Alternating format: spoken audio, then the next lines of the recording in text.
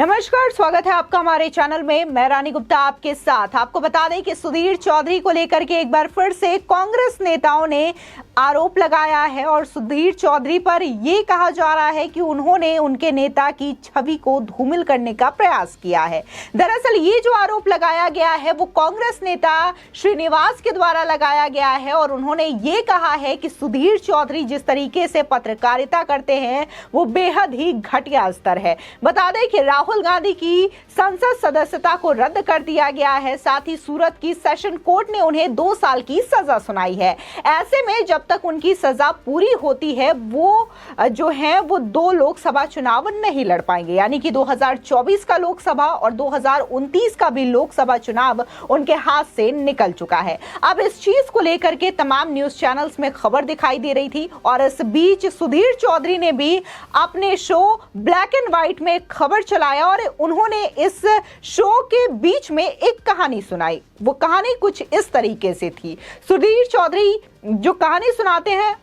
उसमें उन्होंने पहले ही ये हिदायत दे रखी थी कि जो कहानी है वो एक सिर्फ उदाहरण है, ये पूरी तरीके से काल्पनिक है, आप इसे किसी और के साथ जोड़ करके ना देखें। वो ये कहते हैं कि एक बार एक हाईवे में कुछ लोग जा रहे थे और एक अपराधी उन्हें पूरी तरीके से लूट लेता है। जब पुलिस उन्हें आते हैं गिरफ्तार करने के लिए तो अपराधी ये कहता है कि मुझसे भी बड़े चोर हैं मेहुल चौकसी, नीरव मोदी, आप उन्हें गिरफ्तार क्यों नहीं करते? आप मेरे जैसे एक छोटे अपराधी को गिरफ्तार क्यों कर रहे हैं? यानी कि जो पुलिस है उस चोर को ना पकड़ करके बड़े जो भगौड़े गए हैं इस देश से, चाहे मेहुल चौकसी हो, नीरव मोदी हो, उनको पकड़ना चाहिए। यानी कि ये सीधे तौर पर वही बात हो गई कि अपने दोष को छिपाने के लिए किसी और पर आरोप लगाया जा रहा हो। बता दें कि इस वक्त देखने को मिल रहा है कि तमाम जो कांग्रेस के लीडर्स हों या फिर विपक्षी दलों के लीडर्स हों वो बार बार ये कह रहे हैं कि जो राहुल गांधी ने बयान दिया है, भाषण दिया है, उससे पहले भी कई नेताओं ने बयान दिया है, लेकिन उनकी सदस्यता क्यों नहीं गई, उनके खिलाफ एक्शन क्यों नहीं लिया गया। इसी के साथ ही प्रियंका गांधी वाड्रा भी लगातार ये कह रही हैं कि प्रधानमंत्री मोदी को लेकर के भी कई सारी बातें अन्य विपक्षी दलों के लोग करते हैं या फिर खुद बीजेपी के लीडर्स हैं जो कि इस तरीके की बयानबाजी करते रहते हैं, लेकिन उनके खिलाफ एक्शन क्यों नहीं लिया गया। सिर्फ और सिर्फ राहुल गांधी पर ही ये एक्शन क्यों लिया गया है। आपको बता दें जिस तरीके से राहुल गांधी ने जो बयान दिया था वो पूरा का पूरा सेंटेंस राहुल गांधी के द्वारा ही बोला गया था कि आखिर मोदी सरनेम वाले ही चोर क्यों होते हैं, जिससे कि एक पूरा मोदी समाज जो है वो काफी ज्यादा रोष में आया और उसके बाद ये याचिका दायर की गई और फिर इस सुनवाई के बाद राहुल गांधी को ये सजा सुनवाई गई, जिसको लेकर के अब जो है वो सियासत काफी ज्यादा तेज हो गई है और कांग्रेस नेता श्रीनिवास जो है इस तरीके से ट्वीट कर रहे हैं। दरअसल कांग्रेस नेता श्रीनिवास ने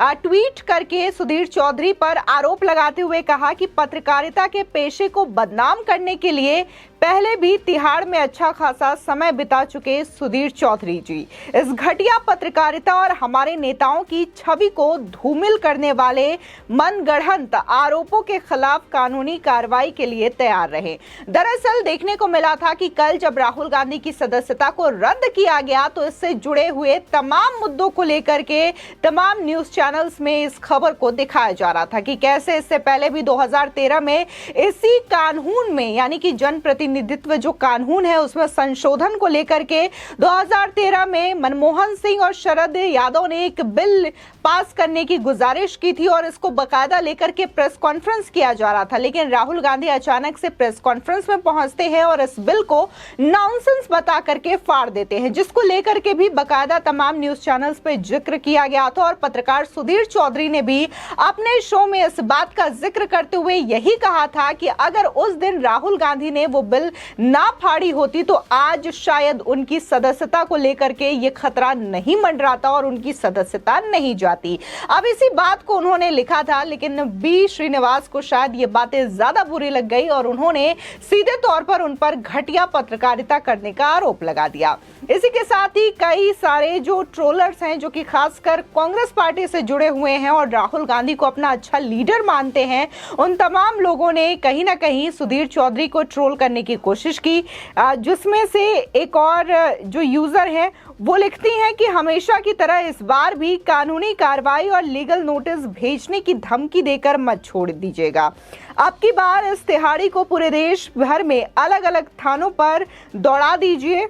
नंगा करने का समय आ गया है। आपको बता दें ये जो दरअसल ट्वीट किया गया है वो प्रियांशु कुशवाहा के द्वारा किया गया है और ये भी आरजेडी से जुड़े हुए हैं, खुद को एक्टिविस्ट बताते हैं और इस तरीके का ट्वीट किसी पत्रकार को लेकर के इनके द्वारा किया गया है, जिसके बाद इस ट्वीट का भी सुधीर चौधरी ने मुंहतोड़ जवाब दिया और वो लिखते हैं कि ये पार्टियां और नेता मीडिया से अपने खिलाफ एक शब्द नहीं सुनना चाहते, यही लोग लोकतंत्र को खतरे में बताते हैं, कहते हैं कि इनकी आवाज को दबाई जा रही है और ये धमकी ऐसी पार्टियों की सोच को उजागर करती है जो कि कानून का दुरुपयोग करके ये हर उस पत्रकार को जेल भेजेंगे जो इनकी तारीफ करने से इनकार करके सच बोलने की हिम्मत दिखाएगा। आपको बता दें कि ये कोई नया मामला नहीं है जब किसी पत्रकार को इस हद तक लोगों के द्वारा निशाना बनाया जा रहा है, ट्रोल किया जा रहा है। बता दें कि इससे पहले अगर महाराष्ट्र की सियासत की बात करें तो अर्नब गोस्वामी का नाम सबसे पहले लोगों के जहन में आता है कि कैसे उन्होंने उद्धव ठाकरे को लेकर के, कंगना को लेकर के और शिवसेना और खासकर सुशांत सिंह राजपूत के केस को उन्होंने बार बार अपने न्यूज चैनल में दिखाया था और उसकी सजा अर्नब गोस्वामी को यह मिली थी कि उन्हें जेल भेज दिया गया था। जहां सुशांत सिंह राजपूत के केस को लेकर के अभी भी कई लोग ये इंतजार कर रहे हैं कि आखिर सीबीआई के इन्वेस्टिगेशन में क्या सच निकल करके सामने आएगा और क्या जो कनेक्शन बताए जा रहे हैं कि इसमें कुछ पॉलिटिशियंस के भी नाम सामने आ सकते हैं, कुछ बॉलीवुड के स्टार्स के भी नाम सामने आ सकते हैं। और जब इस केस को लेकर के इन्वेस्टिगेशन हो रहा था तो जहां ये बात सुसाइड को लेकर के थी तो वहीं